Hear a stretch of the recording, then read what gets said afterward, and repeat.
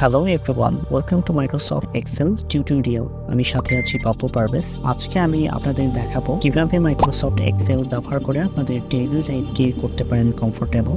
আজকে আমরা এক্সেলের যে গুরুত্বপূর্ণ একটি ফাংশন নিয়ে কথা বলবো, সেটা হচ্ছে VLOOKUP Approximate ম্যাচ। স্ক্রিনে দেখতে পাচ্ছেন আমরা প্রোডাক্টের সেলস অফিসারদের কিছু সেলস রেভিনিউ নেওয়া হয়েছে এবং তাদের যে কমিশনটা আছে সেটা বের করতে হবে। ডান পাশে কমিশনের কিছু স্কেল নেওয়া হয়েছে, সেলস অনুযায়ী কমিশনের যে পার্সেন্টেজটা সেটা লেখা আছে। যদি সেলস অফিসার 25 থেকে 50,000 টাকার ভিতরে সেলস জেনারেট করে তাহলে সে পাবে 3% কমিশন। যদি 50 থেকে 75,000 টাকার ভিতরে সেলস জেনারেট করে সেক্ষেত্রে সে পাবে 4% কমিশন, অথবা 1 লাখ থেকে 1,25,000 টাকার ভিতরে যদি সেলস জেনারেট হয় তাহলে সেলস অফিসার পাবে 6%। এখন সেলস কমিশনের স্কেল অনুযায়ী র্যান্ডম যে সেলস রেভিনিউ আছে সেখান থেকে সেলস অফিসারদের নির্দিষ্ট কমিশন বের করার যে প্রক্রিয়াটা VLOOKUP Approximate ম্যাচ ফাংশনের মাধ্যমে আমরা সেটাই আজকে দেখব।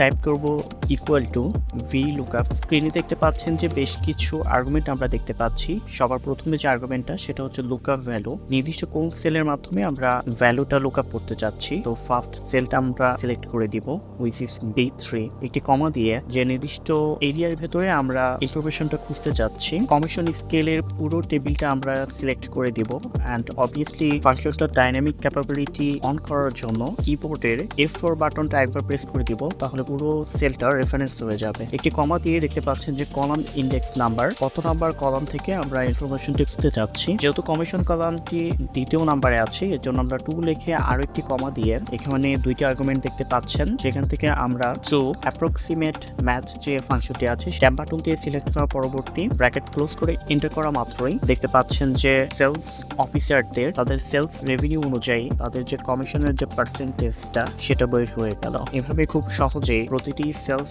অফিসারের র্যান্ডম যে সেলস রেভিনিউ সেখান থেকে তাদের প্রাপ্য যে কমিশন সেটা আপনারা খুব সহজেই বের করতে পারবেন। এই ছিল আজকের ভিডিও। পরবর্তী ভিডিও দেখার আমন্ত্রণ জানিয়ে শেষ করছি।